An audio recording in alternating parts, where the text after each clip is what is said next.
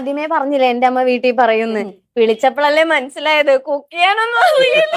Cook ചെയ്യാൻ അറിയാം, പക്ഷെ എനിക്ക് ഒരു 5 മണിക്കൂർ സമയം എടുക്കും ഒരു സാധനം ഉണ്ടാക്കാൻ. അങ്ങനെ ഒരു പ്രശ്നമുണ്ട്. അപ്പൊ രാവിലെ ബ്രേക്ക്ഫാസ്റ്റ് കഴിക്കണമെങ്കിൽ വെളുപ്പിനെ ഞാൻ എഴുന്നേൽക്കണം. കഴിച്ചിട്ടില്ല ഇതുവരെ. മാമ cook ചെയ്യും. ഞാൻ പക്ഷെ ഉണ്ടാക്കി തന്നിട്ടുള്ളൊക്കെ ടേസ്റ്റ് ഇല്ലേ?